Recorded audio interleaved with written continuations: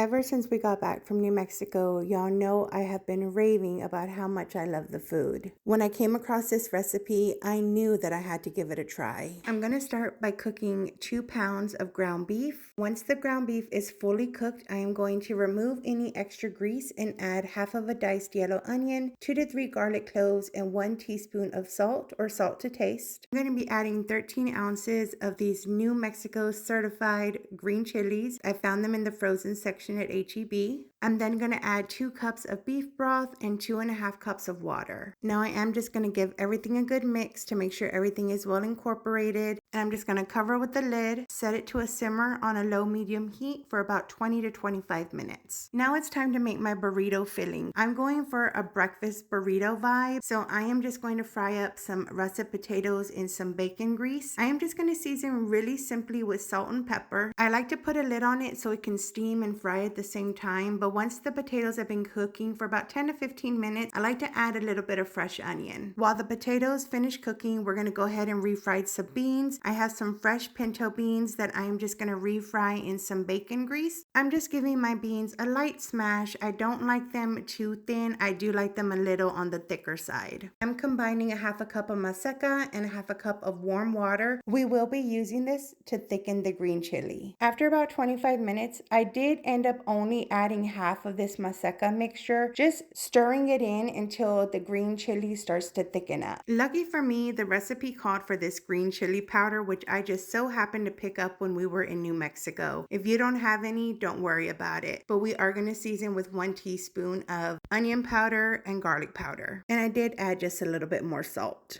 Now let's make these burritos. I got my burrito sized tortilla from HEB. I'm going to start with the layer of my refried beans. Then I am adding some Monterey Jack cheese. Use your favorite cheese. Then we're going to go ahead and add those nice crispy potatoes. I had a little bit of bacon, so I said, you know what? Why not? It's bacon. You can't go wrong. And now the fun part, rolling this bad boy without all of the fillings falling out. I think I did a pretty good job. What do you think? Now it's time to smother this burrito. Now don't be shy. There is plenty of this green chili to go around. Y'all, let me tell you, this burrito was absolutely phenomenal. If you try this recipe, and I really hope you do, I hope you enjoy. And don't forget to give me a follow if you're interested in more amazing home-cooked meals.